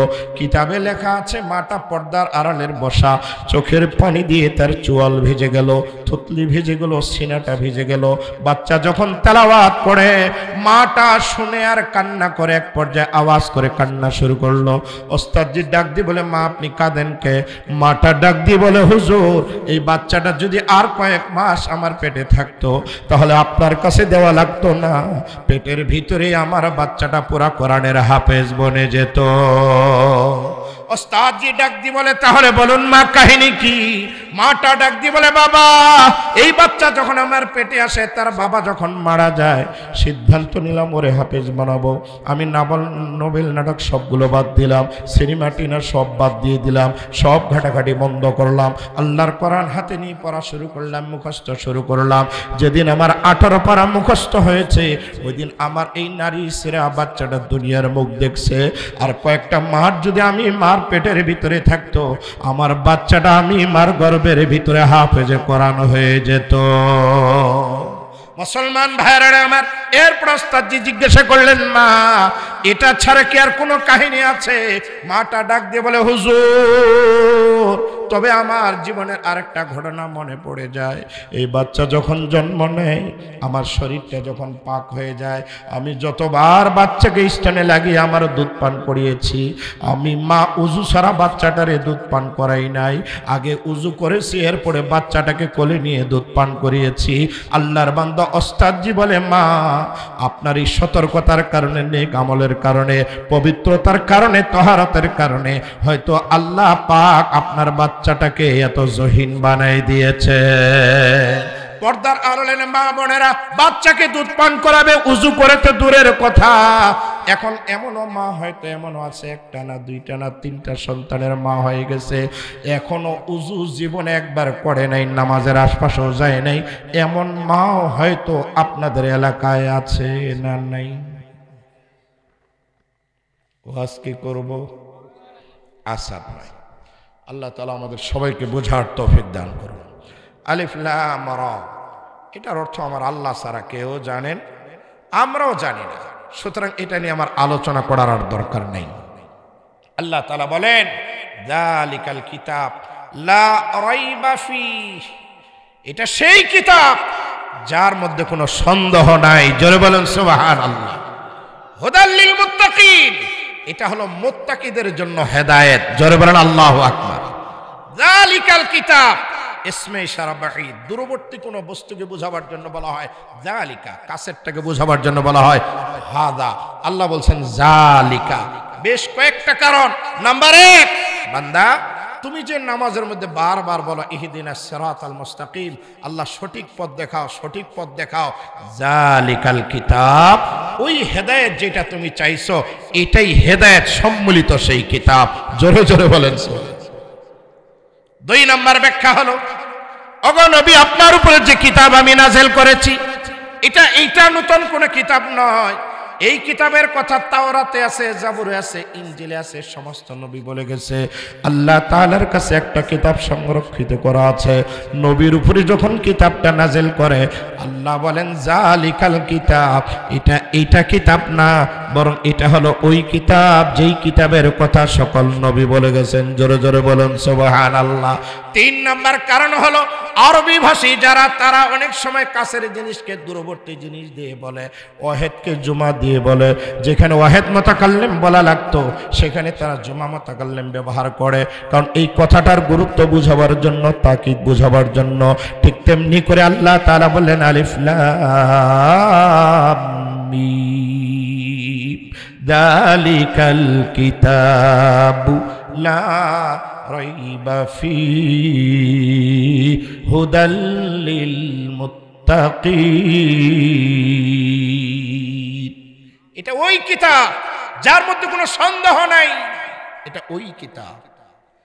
কোরআন যখন নাজিল হলো, শুরু হলো হেরা গুহায়, এরপরে কোরআন নাজিল হতে শুরু হলো।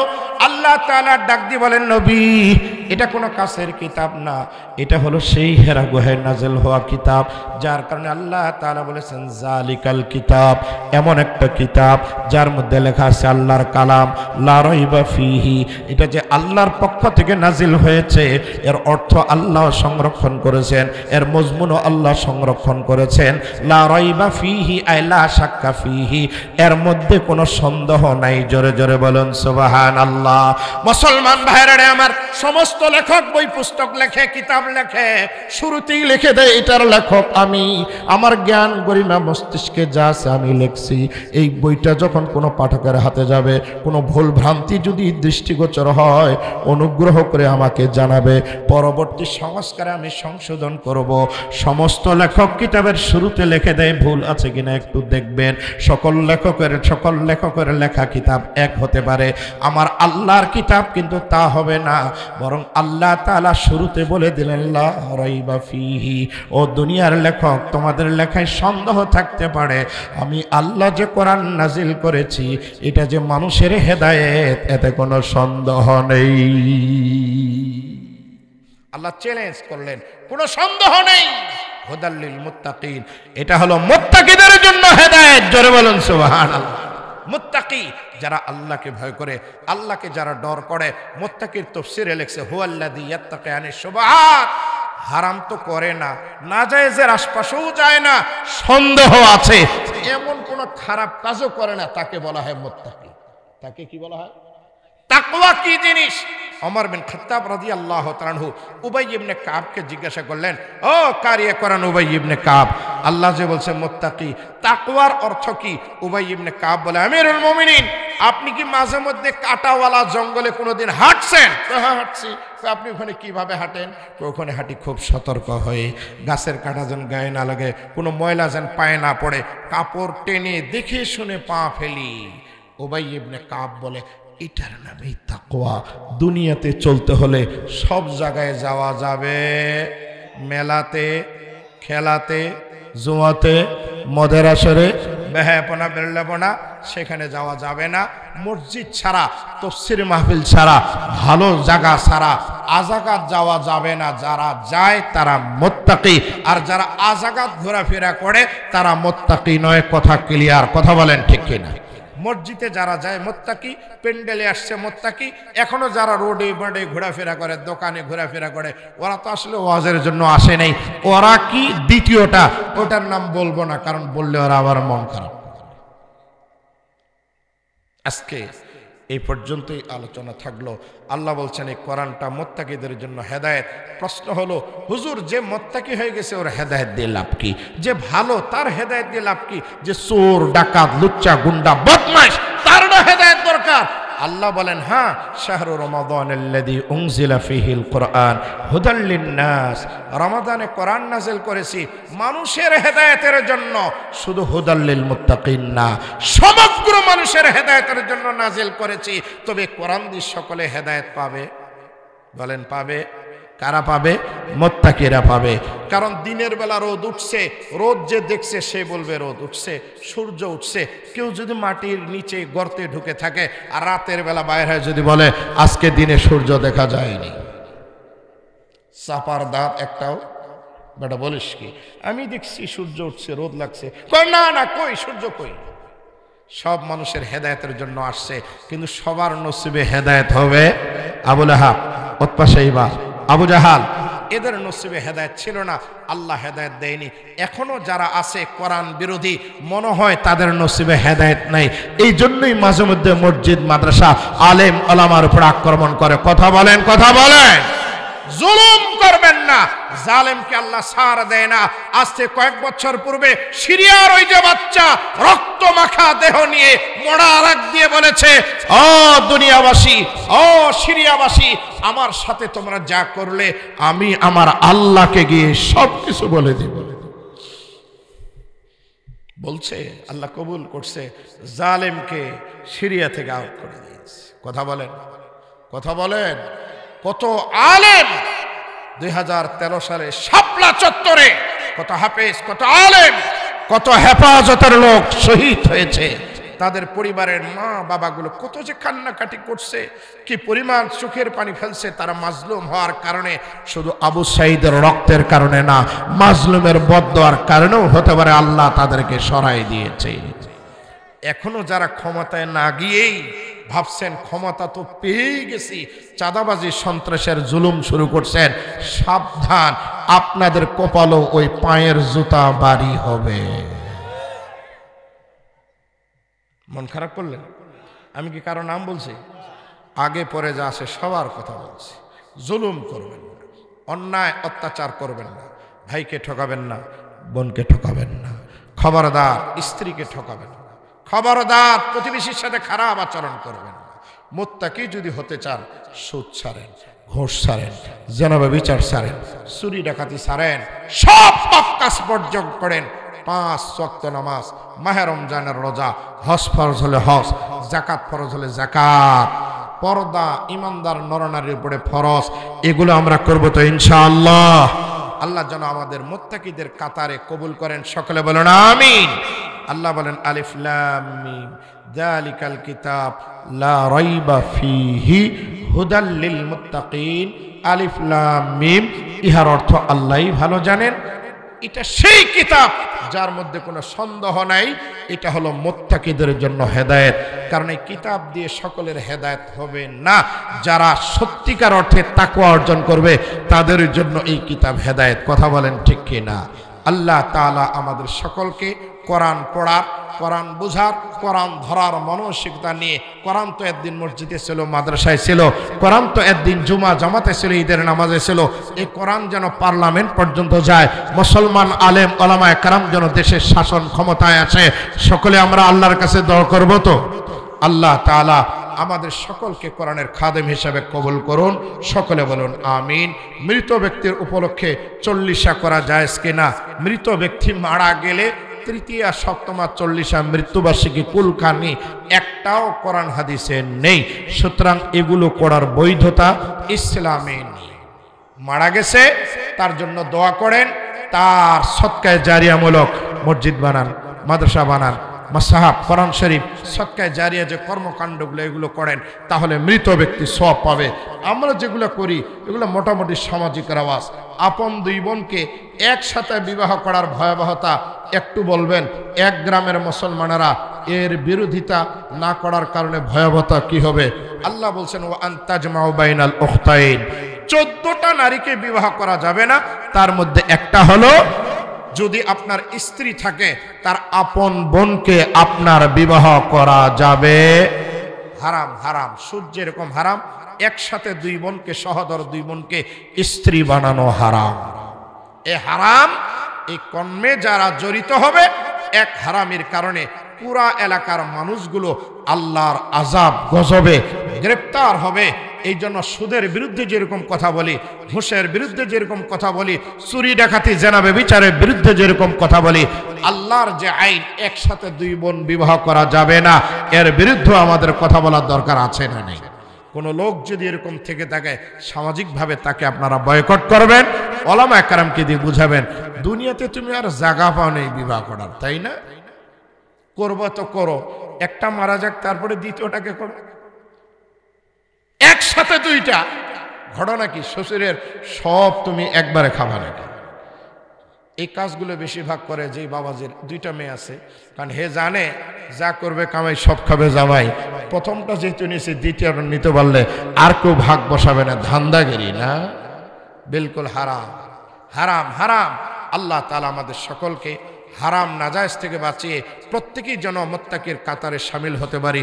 আল্লাহ আমাদের কবুল করুন, সকলে বলেন আমিন। ওয়া আখিরু দাওয়ানা আনিল হামদুলিল্লাহি রাব্বিল আলামিন। ডাক্তার সাহেব কই গেলেন? সকলে একটু দরুদ শরীফ পড়ি। আল্লাহুম্মা সাল্লি